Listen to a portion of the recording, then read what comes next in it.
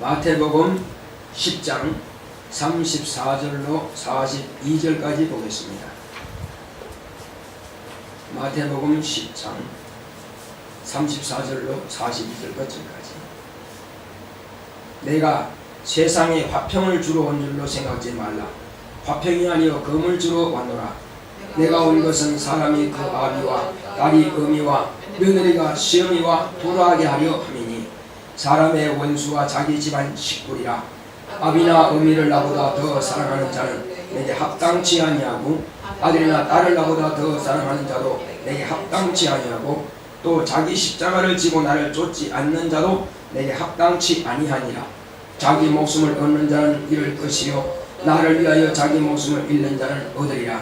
너희를 영접하는 자는 나를 영접하는 것이요 나를 영접하는 자는 나 보내신 이를 영접하는 것이니라. 선자의 이름으로 선자를 영접하는 자는 선자의 상을 받을 것이요 의인의 이름으로 의인을 영접하는 자는 의인의 상을 받을 것이요 또 누구든지 제자의 이름으로 이 소자 중 하나에게 냉수 한 그릇이라도 주는 자는 내가 진실로 너희에게 이르노니 그 사람이 결단코 상을 잃지 아니하리라 하시니라. 아멘. 오늘 하나님의 말씀을 요약을 보겠습니다. 전도는 예수를 사랑하는 것. 시작. 하나님은 참 사랑이십니다. 그가 아들로 그 사랑을 보여주셨다. 예수 그리스도는 죽기까지 아버지의 사랑을 실천하심으로 율법과 선지자의 글에 기록된 대로 다 이루셨으니 이것이 아버지의 뜻이요 그 뜻은 의인의 피를 흘려 세상 죄를 사하는 것이다.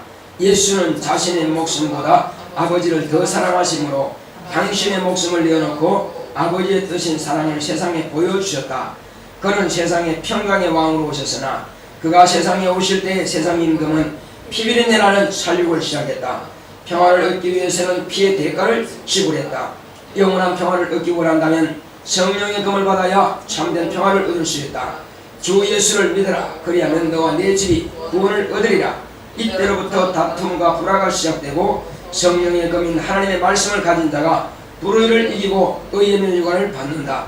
복음의 시작은 가족 간의 원수가 되게 하나 복음의 나중은 가족을 구원에 이르게 하며 의의 평강한 열매를 맺게 한다. 자기 십자가를 지고 주님을 쫓는 자만 합당하다. 십자가는 자신의 모든 것을 잃게 하는 것이나 자기가 완전히 없어질 때 주님의 것으로 산다. 예수의 일꾼을 영접하는 자는 주님을 영접하는 것이요 또한 아버지를 영접하는 것이다. 주의 일꾼을 영접한 자는 그 상을 함께 받는다. 내오나 전도로 예수님을 사랑하자. 하나님은 참 사랑이십니다. 자, 우리 하나님은 참 사랑이시다 세 번 하겠습니다. 시작. 하나님은 참 사랑이시다. 하나님은 참 사랑이시다. 하나님은 참 사랑이시다. 하나님만이 참된 사랑을 주실 수 있는 분이십니다. 사람은 각각 자기의 어떤 유익을 쫓아서 사랑할 수도 있고 하지 않을 수도 있고 때로는 사랑하다가 미워하기도 하고 또 어떤 사람은 사랑하다가 배신하기도 하고 이것이 사람의 모습입니다. 사람은 티끌로 지음받았기 때문에 결국은 육체라고 하는 것은 티끌로 돌아가는 것입니다. 그러므로 육체의 삶이란 영원하지 못한 것이며 육체에 간 약속이라고 하는 것은 그것은 보장을 할 수가 없습니다. 그러나 하나님은 영생하시는 분이요 그 하나님은 당신의 입으로 내신 말씀은 반드시 이루고야 말고 돌아오지 않는다는 것입니다. 그러므로 하나님께서 우리에게 사랑의 약속을 하셨습니다. 그 사랑은 아들을 통해서 하나님의 사랑을 보여주신 것입니다. 그 하나님의 사랑을 어떻게 보여주셨습니까? 하나님은 우리를 사랑하시되 아들의 목숨을 내어놓기까지 우리를 사랑하신 것입니다. 그러므로 하나님의 아들은 이 땅에 오셔서 당신의 목숨을 내어놓고 아버지의 사랑을 실천하신 것입니다. 이는 구약에 기록된 율법과 선지자의 예언대로 그 예언은 곧 하나님 아버지의 뜻이요 그 아버지의 뜻대로 아들은 다 실천하신 것입니다. 그러므로 하나님께서 아들을 사랑하시는데 어느 정도 사랑하시느냐? 이제 하늘을 다 창조하시고 이 우주를 다 창조하신 것 아들을 위해서 창조하셨습니다. 그러므로 이 하늘과 땅의 모든 권세는 아들에게 맡기셨습니다. 그리고 하늘 보좌를 아들에게 이제 유산으로 주신 것입니다.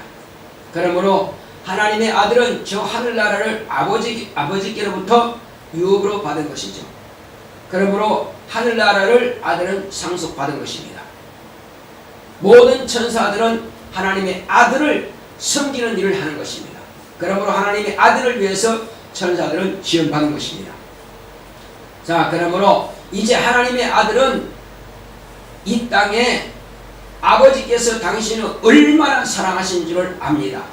또 예수님께서 아들로서의 그 공생의 신분을 받을 때에 아버지께서 당신을 사랑한다고 하는 것을 친히 들으신 분이십니다. 그리고 사랑할 뿐만 아니라 그 아들을 참으로 기뻐하신다고 했습니다. 이것이 아버지의 사랑인 것입니다. 그러므로 이 교회는 아버지의 사랑과 아들의 순종이 있는 곳이 바로 교회인 것입니다. 그러므로 예수님도 당신이 아버지의 사랑을 받은 그만큼 사랑을 하는 것입니다. 그러므로 어느 정도 사랑하느냐? 하나님께서는 우리 인간을 지으시고 아들을 오시는 첩경으로 우리를 삼으셨는데 그것을 그냥 쓰시고 남은 것은 버리는 것이 아니라 이것을 은혜로 또 끼쳐주셔서 우리도 당신의 아들로 삼아주신 것입니다. 당신의 자녀로 삼아주신 것입니다. 그리고 자녀된 우리에게 이제 하나님의 사랑을 받도록 허락하셨습니다. 그런데 인간의 조상인 아담이 하나님의 말씀을 버리고 오히려 피조물인 마귀의 말을 들음으로 해서 마귀의 사주를 받은 더러운 그런 뱀의 유혹을 받아서 하나님의 말씀을 버리고 범죄함으로 영원히 죽게 되었지만 하나님의 아들이 오셔서 아버지께서 우리를 사랑하사 아들 곧 의인 되시는 아들의 목숨을 내어놓고 피를 쏟아서 우리를 살리고자 하시는 아버지의 뜻이 있는 것입니다. 그러므로 예수님은 하나님 아버지를 사랑하시되 어느 정도까지 사랑하느냐? 아버지의 사랑을 받은 아들이 아버지를 사랑하기에 당신의 자신의 목숨보다도 아버지를 더 사랑하기 때문에 목숨을 내어놓고 아버지의 뜻을 이룬 것입니다. 사람이 자기 목숨보다 더 귀한 건 없습니다. 그러나 아들은 예수님은 아버지를 사랑할 때에 당신의 목숨보다도 아버지의 말씀을 더 사랑하고 그리고 아버지의 뜻을 더 사랑하기 때문에 아버지의 뜻을 저버릴 수가 없고 결국은 목숨을 내어놓고 아버지의 뜻을 순종하신 것입니다. 이것이 하나님께서 우리 인간을 사랑하시는 모습인 것입니다. 그렇다면 우리는 주님께서 어떻게 사랑하라고 하셨습니까? 우리는 하나님 아버지의 사랑을 받았을 뿐만 아니라 하나님 아버지의 아들로 보내신 예수 그리스도의 사랑을 받은 것입니다. 당신의 피를 쏟아서 당신의 살을 찢어서 우리에게 내어놓으신 것입니다. 그러므로 우리는 그 피를 통해서 우리는 그 피를 통해서 은혜 받은 자답게 그러므로 우리도 주님께서 말씀하신 것처럼 내가 너희를 사랑한 것처럼 이렇게 사랑하라. 예수님께서는 우리를 사랑하셔서 당신의 십자가를 지고 골고다에 가셔서 결국 당신의 피와 살을 쏟아서 우리를 사랑하신 그 사랑을 표현한 것입니다. 그렇지 않으면 우리는 우리 죄로 멸망합니다. 그래서 예수님께서 너희도 나를 사랑하라 하신 겁니다. 사랑하되 어느 정도 사랑하느냐? 너의 십자가를 지고 나를 따라오라. 너의 십자가를 지고 나를 따르지 않는 자는 나와 합당치 않다. 그러니까 예수님의 뜻에 합당하려면은 나는 나의 십자가를 지고 주님을 따라가야 한다는 것입니다. 하나님 아버지께서 아들을 나무에 달려서 죽기까지 하심으로 우리 인간을 사랑하신 것처럼 우리 또한 나의 십자가를 지고 예수님을 사랑하라는 것입니다. 내 십자가를 지는 것은 예수님을 사랑하는 표현인 것입니다. 입으로만 나 주님 사랑합니다, 나 주님 사랑합니다, 무슨 가치가 있겠습니까? 그러므로 예수님께서 온 인류를 위해서, 우리를 위해서 십자가 지신 것처럼 나 또한 주님께서 맡기신 나의 십자가 지는 것입니다. 나의 십자가로 하는 것은 뭐냐? 그것은 가족들을 위해서 내 목숨을 내놓는 것이고, 친척들을 위해서 내 목숨을 내놓는 것이고, 이 나라와 이 민족을 위해서 목숨을 내놓는 것이고, 전 세계 만민들을 위해서 내 목숨을 내놓을 때에 나의 십자가를 지는 것입니다. 나무에 달려 죽는다고 해서 그것이 해결되는 것이 아니라, 나의 십자가는 주님께서 명하신 대로 너희는 온천에 다니며 내 복음을 전파하라는 이 말씀이 나의 십자가인 것입니다. 내 가족을 다 구원했으니까 끝, 그것이 아니라, 내 이웃을 다 구원했으니까 그것이 끝이 아니라, 이 나라 모든 백성들이 다 구원받을 때까지, 전 세계 만민들이 다 구원받을 때까지 우리는 끊임없이 나의 십자가 지고 가는 것입니다. 이것은 끝이 없습니다. 그러므로 이 십자가는 주님이 나를 취하실 때까지, 아니 주님께서 이 땅에 오실 때까지 계속 이어지는 것입니다. 그러므로 내 영혼이 육체를 떠나는 날 나의 십자가는 끝나는 것이고, 그리고 내가 전도하고 내가 낳은 그 자녀들이, 내가 전한 그 복음을 받은 자들이 또한 자기의 십자가를 지고 따라가는 것입니다. 이건 주님께서 오셔야만이 이 십자가 지는 일은 끝나는 것입니다. 이것이 곧 예수님을 사랑하는 표현인 것입니다.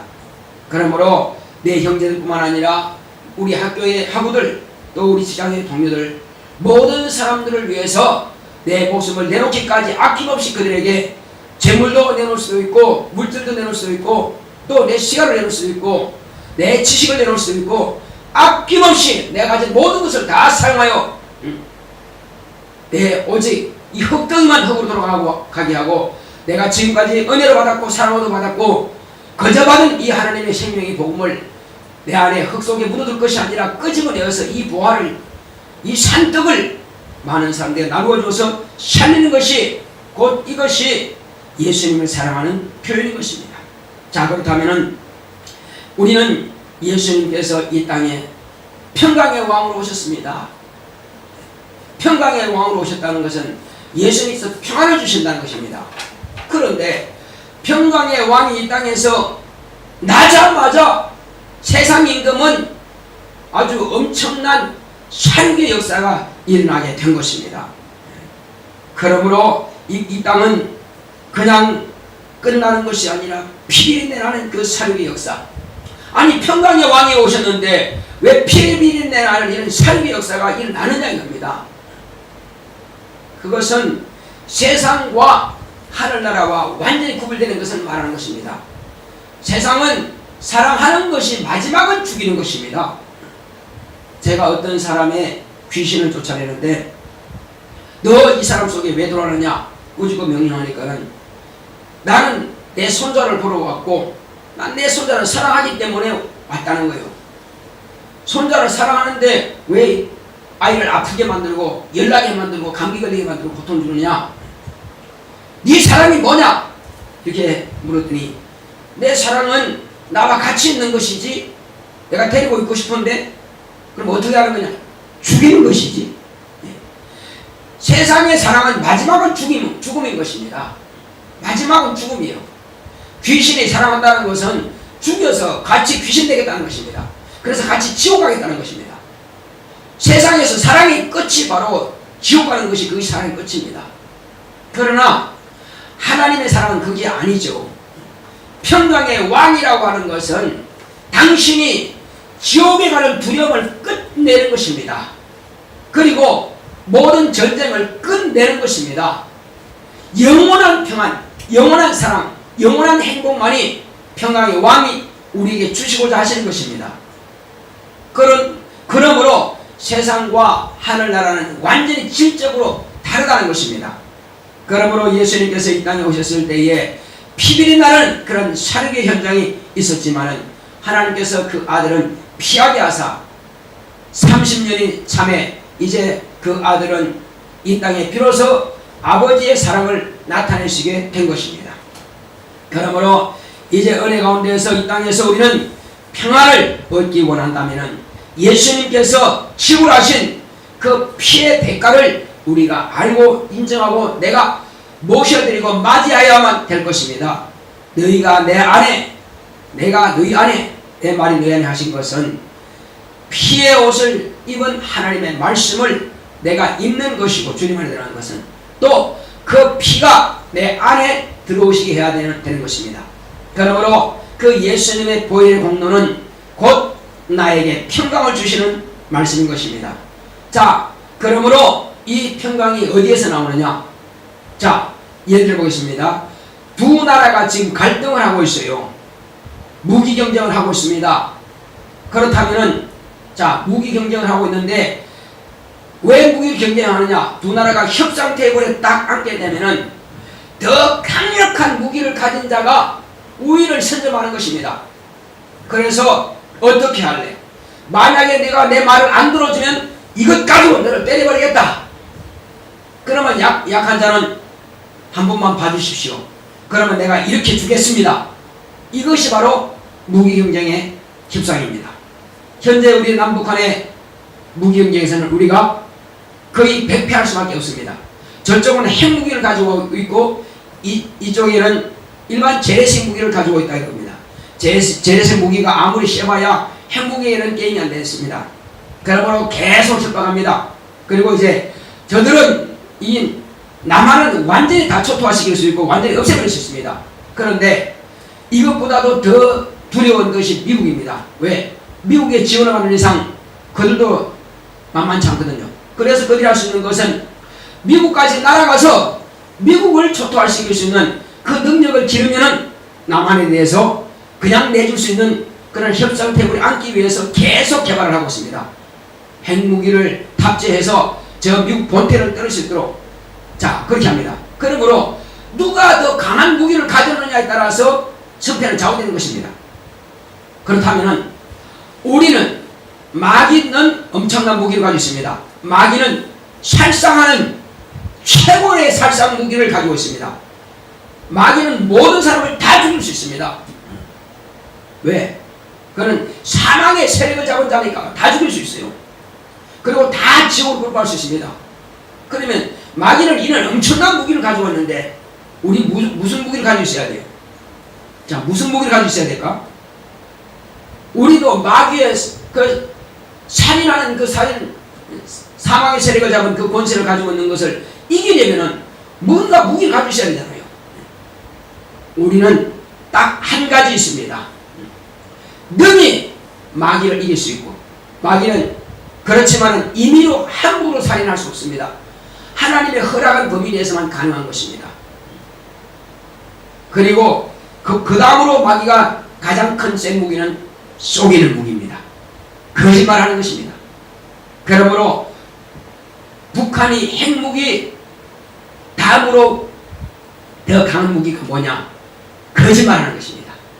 아주 그냥 교묘하게 속여서 남한에 있는 자기의 세력들을 만들고 자기 세력들을 규합해가지고 이 남한 사람들의 마음을 완전히 뒤집어 놓는 거예요. 바꿔놓는 것입니다.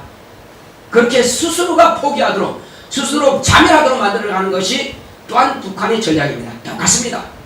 마귀의 전략은 속여서 믿는 사람들도 할 수만 있으면 그 말에, 교묘하게 속이는 그 말에 넘어가도록 만드는 것입니다. 그러면 우리는 이 살인하는, 죽이는 무기와 또 속이는 무기를, 이것을 대적할 만한 무기가 있어야 하는데 무슨 무기일까요? 그것은 진리의 성령께서 우리를 지원하시는 진리의 검입니다. 성령의 검입니다. 성령은 무엇을 가지고 전쟁을 하시느냐? 성령은 하나님의 말씀을 가지고, 곧 예수님께서 입으로 하신 그 진리의 말씀을 가지고 우리를 지원하시고 우리를 도우시는 것입니다. 그러므로 성령의 검인 진리의 말씀, 하나님의 말씀으로 딱 무장하게 되면은 우리는 마귀를 등이 이겨낼 수가 있는 것입니다. 왜? 절대 성령의 검인 말씀으로, 진리의 말씀을 무장한 사람은 마귀의 그 간교한 혈올림에 속지 않는다는 것입니다. 반드시 이긴다는 것입니다. 그리고 사망의 세력에 대해서 더 이상 두려워할 근덕지가 없다는 것입니다. 왜? 이것으로 무장한 자는 마귀가 함부로 할 수 없기 때문에 성령은 충만하죠. 말씀으로 무장했죠. 그리고 기도하죠. 그러면 권능들이 내게 있는 것이고 내게 영감이 충만한 것이고, 그러므로 이것은 마귀는 더 이상 나와 협상한 근거가 없다 이겁니다. 협상 테이블에 앉을 수도 없어요. 왜? 내가 너무나 세다는 것입니다. 그러므로 마귀를 대적하라. 저 그럼 피하리라. 주님께서도 성령을 모시고 하나님의 말씀으로 완전히 무장했더니 사단에게 사단아 물러가라 명하시니까 떠나가는 것입니다. 그 정도로 하나님의 말씀, 곧 성령의 검은 엄청난 파괴력과 엄청난 힘이 있는 것입니다. 그러므로 우리는 성령의 검인 하나님의 말씀으로 무장하고, 성령께서 내 안에서 나를 지배하시고 나를 주장하시고 나를 역사하시도록 그분께 나를 맡기는 것입니다. 자, 그렇다면 우리는 성령의 말씀을 읽지 않고는 이걸 해결할 수 없습니다. 정신 차려드려요. 꾸준하게 우리는 하나님의 말씀을 읽어야 됩니다. 말씀을 읽고 그 말씀이 내 안에서 역사하시도록 기도해야 되는 것입니다. 그러므로 말씀을 상고하고 또 말씀을 듣고 또 말씀의 근거에서 기도한다면 하나님께서 나를 전폭적으로 지지하시고 지원하실 것입니다. 그러므로 이것이 얼마나 세냐 하면은 음부의 권세가 이기지 못하리라 말씀하신 것입니다. 교회는 음부의 권세가 이기지 못하는데 왜 못 이기느냐? 이것은 성령, 곧 하나님을 모시고 있고 성령의 검인 하나님의 말씀으로 무장하고 있기 때문에 결코 음부의 권세가 교회를 이기지 못한다. 그러므로 교회는 나가서 성령의 지원을 받고 하나님의 그 말씀, 성령의 검인 진리의 말씀을 가지고 이제 불순종하고 거짓말하고 속이고 이용당하고 있는 그들에게 이 생명의 말씀을 전하는 것입니다. 그래서 거짓하고 속이는 그들에게 진리를 집어넣는다 이거요. 진리로 찌른다 이거요. 그러면 그 심령 가운데 진리의 말씀이 들어가면은 그 거짓이 떠나게 됐습니다. 그래서 이 진리의 말씀이라고 하는 것은 참 빛인 것입니다. 이 세상은 다 어둠 속에 있습니다. 거짓 속에 있습니다. 그러나 이 진리의 말씀을 집어넣으면은 거짓이 다 드러나게 되는 것이고 그 속에 숨어있던 귀신이 다 드러나게 되는 것이고 그 사람의 생각을 음침하게 만들고 우울하게 만들고 실패하게 만들고 자존감 갖게 만드는, 나는 안 된다고 부정적인 관념을 갖게 만드는 그런 미혹하는 영들과 어둠의 영들이 다 떠나게 되는 것입니다. 그러므로 우리는 이 성령의 검인 진리의 말씀을 가지고 완전히 무장하고 기도로서 승리해 나가는 것입니다. 그러므로 이것은 우리가 이것을 가지고 입을 열 때 그들을 굴복시키고 복종시킬 수 있는 것입니다. 우리는 그냥 세상 말로 가지고는 그들을 복종시킬 수 없습니다. 오직 하나님의 말씀으로 완전히 무장함으로써 얼마든지 이기고 승리할 수 있는 것입니다. 그러므로 마귀도 자기 속에 있던 그 불신자들을 다 빼앗기는 것입니다. 우리는 가서 예수님께서 대적의 문을 얻으신 것처럼 대적의 속에 있는 그들을 끄집어내어서 제자로 삼고 끄집어내어서 하나님의 자녀 삼으셨던 그 예수님처럼 우리도 또한 음부에 우리가 있지만은 이 속에서 왜 있겠습니까? 이곳에서 마귀의 자식들을 끄집어내어서 주님 앞에 두 손 반짝 들고 통하고 나오도록 하기 위해서 우리는 이 일을 하고 있는 것입니다. 그러므로 이곳은 본래 마귀가 지배하고 있는 곳이기 때문에 음부라고 하는 것은, 그러나 우리는 성령을 힘입고 성령의 검인 하나님의 진리의 말씀으로 무장한다면 얼마든지 마귀의 일을 이길 수가 있는 것입니다. 마귀의 자식들을 빼앗아서 주님 앞에 통하도록 만들 수가 있다는 것입니다. 이렇게 할 때에 우리는 평강이 주어지는 것입니다. 자, 그런데 주 예수를 믿으라. 그리하면 너와 내 집이 구원을 받으리라. 참 좋은 말씀이죠. 네. 그래서 성령의 후원을 받고 성령의 검인 진리의 말씀을 가지고 가서 복음을 전할 때 주 예수를 믿으라. 그러면 너와 내 집이 구원을 받으리라 해서 그가 얼씨구 좋다, 할렐루야, 감사합니다 하고 그 말씀을 떡 받았어요. 받았더니 어떻게 결과가 날까요? 받았으면 가정이 그냥 평강의 왕이 주시는 말씀 받았으니까 평안하고 기쁘고 행복하고 그럴까요? 그랬으면 좋겠지만 그랬으면 좋겠지만 그게 아니란 거예요. 주 예수를 믿었더니 그때부터 복음이 들어온 시작부터 가정은 전쟁이 시작되는 것입니다. 그래서 이 가정의 전쟁이 뭡니까? 비로소 복음의 시작은 가족 간의 원수가 되는 것입니다. 원수가 됩니다. 어떻게 원수가 되겠습니까? 여기 보게 되면은, 자, 내가 온 것은 화평을 주러 온 줄로 생각하지 말라. 화평이 아니고 검을 주러 왔노라. 무슨 검이죠? 무슨 검이냐고요? 성령의 검. 이 성령의 검을 받았을 때는 비로소 전쟁이 발생한다는 겁니다.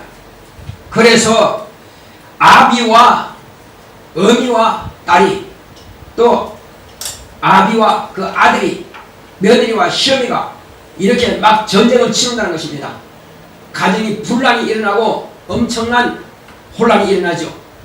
자, 이것은 지금까지는 마귀에게 속해 있었고 지금까지는 마귀를 따랐다, 이거 우상을 섬겼다 이거죠. 그런데 우상을 섬기는 그 집안에 예수 그리스도의 생명의 말씀이 들어오니 전쟁이 안 일어날 수가 있나? 당연히 일어난 거죠. 그래서 이 복음의 시작은 가족 간의 원수가 되고 싸움이 일어나지만은, 그러나 복음의 나중은 온 가족이 구원받는 길로 나온다는 것입니다. 이와 같이 온 가정이 구원받게 하려면 우리는 이 생명의 복음을 더 단단하게 묵상해야 됩니다. 그러므로 먼저 복음을 받은 자는 그 가정의 목자요, 그 가정의 선교사요, 그 가정의 선지자처럼 희생을 하는 것입니다. 선지자가 얼마나 많은 사람이 죽었습니까? 또 예수님의 제자 사도들이 다 총당했습니다. 그러므로 오직 죽을 각오를 하고 가족을 살리기 위해서 이 복음을 증거하게 되면 반드시 가정을 살아나게 되는 것입니다. 그러나 혼자 받고 혼자만 겪는다면 결국은 온 가족에게 지배당하고 말 것입니다. 그러므로 받았던 복음마저도 잃어버리고 자기 영혼마저도 팔아버리고 망하게 될 것입니다. 그러나 우리는 내가 복음을 가졌다면 내가 망한 길이 가지 않기 위해서는 가족과의 분란이 있을지라도 반드시 이 복음을 전해서 온 가정이, 시작은 가족 간의 원수가 됐을지라도 마지막은 온 가정이 구원받는 일에 하나가 되어야 될 것입니다.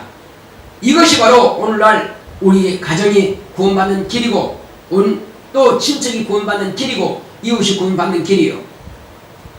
내가 가족한테, 친척한테 이렇게 전화를 하게 되면은 처음에는 듣기 좋아하죠. 그런데 문자를 보내고 전화할 때, 내가 전화할 때마다 무슨 말로 하겠어요? 예수를 꼭 믿어야 된다고, 가까운 교회 꼭 나오셔서 예수 믿고 구원받아야 된다고. 이제 그 말을 하고 문자를 보내게 되면 사람들은 이제 싫어하죠. 왜? 그들은 어둠의 영에 속해 있고 마귀에게 속해 있고 그들은 여전히 우상이 끄는 대로 끌려가는 그 위치에 있었기 때문에 내가 전하는 이 복음의 말씀은 그들의 마음을 상하게 만들고 분리시킨다는 말이에요. 싫어하게 돼 있어요. 그러나 그들이 싫어한다고 내가 포기할 수가 있느냐 그죠? 그래서 우리는 끊임없이 그들이 싫어한다 할지라도 나는 복음을 전할 책임이 있다 이거죠. 나는 먼저 복음을 받은 선자요, 나는 먼저 복음을 받은 목자이기 때문에 마땅히 그 일을 해야 될 책임이 있다 이거죠. 그리고 우리 학생들 같으면은 또 우리 학우들에게 그들이 싫어해도 우리는 복음을 전하는 것이 맞다 이거예요. 그들이 나를 싫어할까 봐서 두려워서 아닙니다. 그럴지라도 우리는 주님께서 당신의 목숨을 내놓기까지 하셨는데 우리는 목숨 내놓지는 않는다 할지라도 마땅히 비방을 두려워하지 말아야 될 것입니다. 그래서 그들에게 생명의 복음을 전해서 영혼을 구원하는 것이 우리의 의무다 이거죠.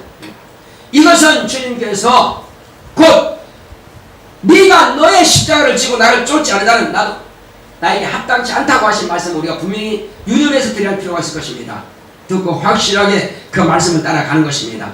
그리고 우리는 이와 같이 정말로 복음을 들을 때에 이 복음의 진리의 말씀을 가지고 나가면은 완전히 불의와 싸워서 이기는 것입니다. 거짓과 싸워서 이기는 것입니다.